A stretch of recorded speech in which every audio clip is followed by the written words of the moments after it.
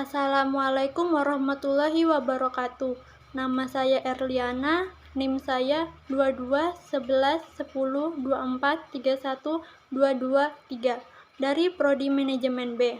Saya ingin menyampaikan hasil presentasi saya yang bermateri pertama tentang tujuan bisnis, pengertian bisnis, pelaku bisnis, dan batasan usaha industri atau bisnis.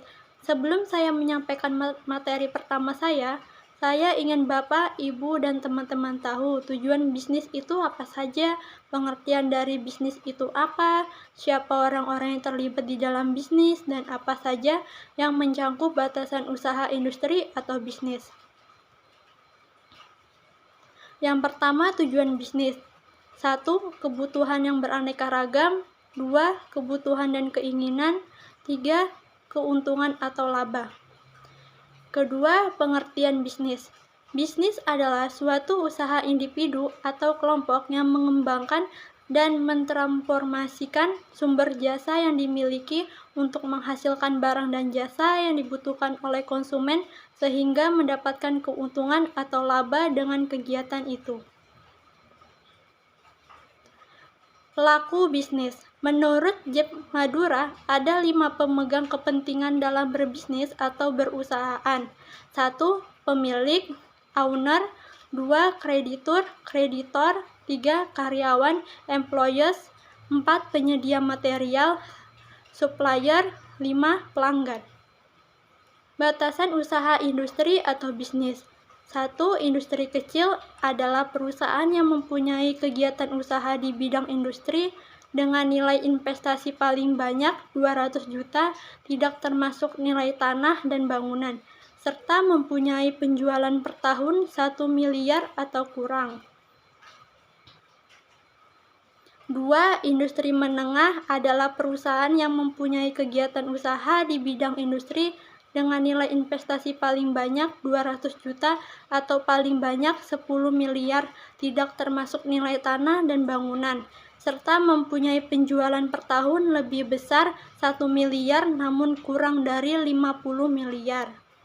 3. Industri besar adalah perusahaan yang mempunyai kegiatan usaha di bidang industri dengan nilai investasi lebih besar 10.000, tidak termasuk nilai tanah dan bangunan tempat usaha, serta mempunyai penjualan per tahun lebih besar 50 miliar, sedangkan batas mengenai ukuran usaha dilihat dari jumlah tenaga kerja.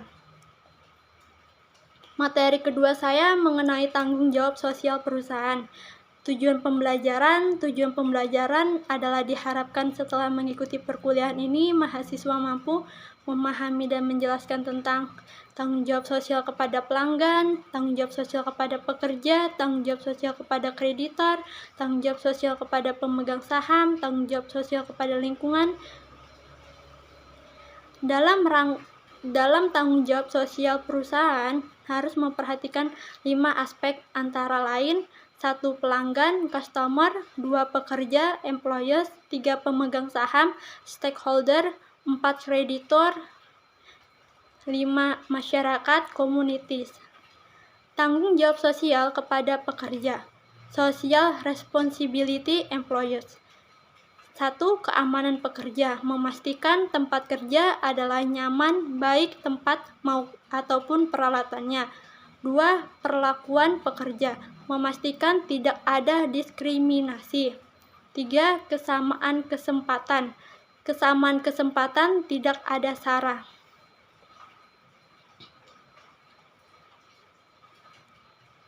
Bagaimana memastikan tanggung jawab bisnis? Keluhan prosedur, kode etik, UU ketenagakerjaan. Tanggung jawab sosial kepada kreditur, social responsibility to creditor. A. Kewajiban keuangan. B. Informasi kreditur jika mempunyai permasalahan keuangan. Tanggung jawab sosial kepada pemegang saham. Perusahaan bertanggung jawab memuaskan pemilik pemegang saham. Manajer perusahaan memonitor keputusan perusahaan untuk meyakinkan bahwa mereka membuatnya untuk kepentingan pemilik, termasuk juga gaji karyawan dikaitkan dengan kinerja perusahaan Dalam hal ini, karyawan tinggal memfokuskan kepada memaksimalkan perusahaan. Tanggung jawab sosial kepada lingkungan, social responsibility to environment. Proses produksi yang digunakan perusahaan juga produksi yang dihasilkan dapat mencemari atau merusak lingkungan, misalnya polusi udara O2 yang berbahaya bagi masyarakat. Atau biasa juga mencemari air terkait limbah buangan yang tidak tepat, biasa juga pencemaran kebisingan perusahaan jika perusahaan ada di pemukiman padat penduduk. Semua hal itu adalah dampak lingkungan yang dihasilkan oleh perusahaan. Tanggung jawab sosial kepada masyarakat, social responsibility to community. Menjadi sponsor dalam kegiatan masyarakat lokal di mana perusahaan itu berada. Sumbangan kepada masyarakatnya tidak mampu. Membangun fasilitas umum yang dibutuhkan masyarakat, memberikan pemeriksaan gratis, memberikan beasiswa bagi anak yang tinggal di sekitar perusahaan atau di daerah tertentu. Sekurang-kurangnya ada 4 tanggung jawab sosial menurut Irma Nilasari dalam bukunya Suhendi, yaitu A. Bertanggung jawab kepada pelanggan, mendapat produk yang aman, mendapatkan informasi, didengar, dan hak memilih. B. Bertanggung jawab terhadap tenaga kerja, jaminan keselamatan kerja, kesehatan, upah yang layak. C. Bertanggung jawab kepada lingkungan, pencegahan polusi dan kelestarian alam. D. Bertanggung jawab kepada investor, mendapatkan laporan keuangan yang benar, pengelolaan aktivitas yang benar. Implementasi Corporate Social Responsibility (CSR) mencangkup 1. Sektor pendidikan, 2. Bina lingkungan, 3. Kesehatan, 4. Pengembangan UMKM, 5. Lingkungan hidup, 6. Kegiatan sosial, 7. Infrastruktur, 8. Peduli bencana. Materi ketiga saya mengenai bentuk hukum, lingkungan, kebaikan, dan keburukan perusahaan. Tujuan pembelajaran: 1. Bentuk hukum perusahaan, 2. Lingkungan perusahaan atau bisnis, 3. Bentuk-bentuk perusahaan serta kebaikan dan buruknya perusahaan. 1. Badan usaha yang berbadan hukum dan yang bukan berbadan hukum. Badan usaha yang berbadan hukum. 1. Subjek hukumnya adalah badan usaha itu sendiri karena ia telah menjadi badan hukum yang sudah termasuk subjek hukum di samping manusia, artinya pihak ketiga dapat menuntut perkumpulannya namun pihak ketiga tidak bisa menuntut masing-masing orangnya. 2. Harta kekayaan perusahaan terpisah dari harta kekayaan pribadi para pengurus atau anggotanya. Akibatnya, kalau perusahaan pilot yang terkena sita hanyalah perusahaannya saja, sedangkan harta pengurus tetap bebas dari sitaan. Sehingga, jika terjadi kerugian yang berujung pembayaran ganti rugi atau pelunasan utang, hanya sebatas pada kekayaan perusahaan. Badan usaha yang termasuk badan hukum yaitu perseroan terbatas PT, perusahaan negara PN, perusahaan daerah PD, koperasi, perjan, persero, dan yayasan. Badan usaha yang bukan berbadan hukum. 1.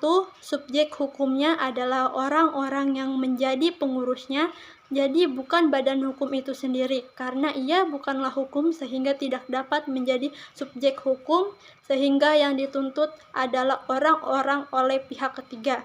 2. Harta perusahaan bersatu dengan harta pribadi para pengurus atau anggotanya.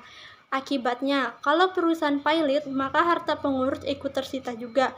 Artinya, jika terjadi kerugian berujung pembayaran ganti rugi, maka harta kekayaan pengurus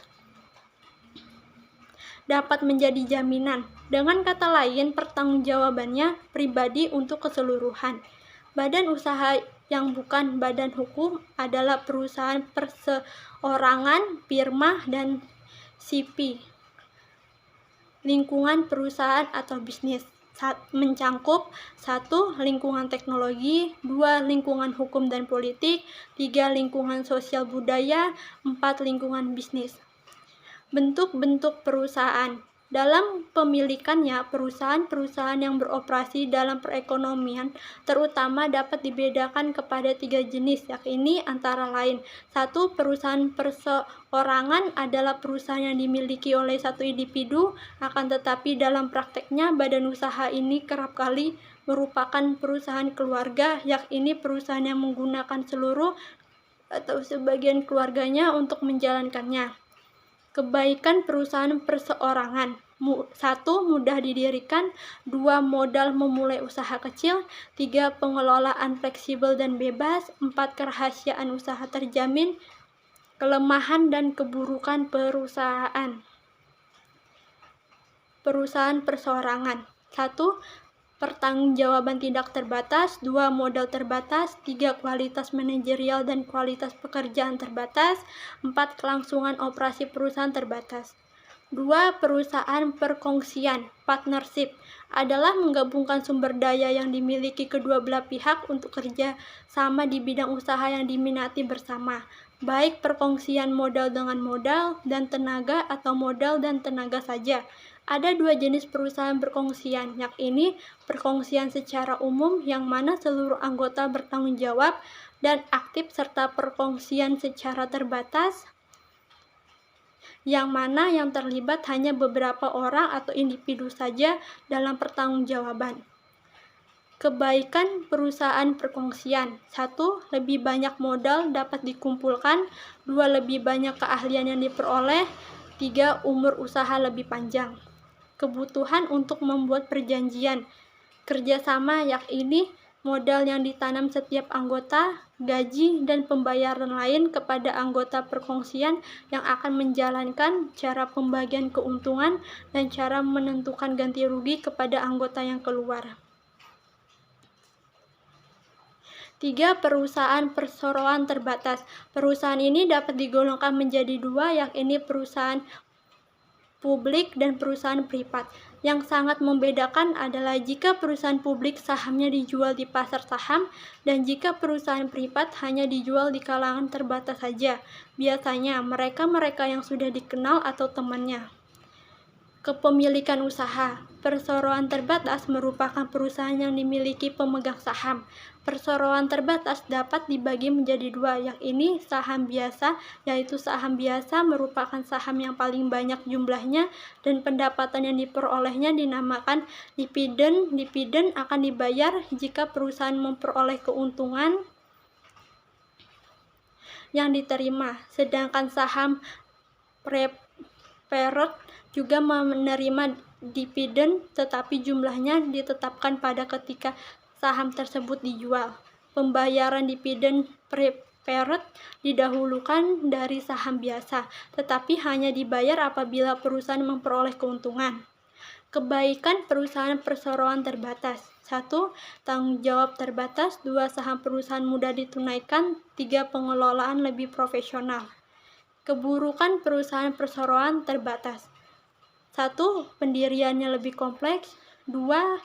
Dua kali pembayaran pajak. 3. Peraturan yang harus dipatuhi lebih banyak.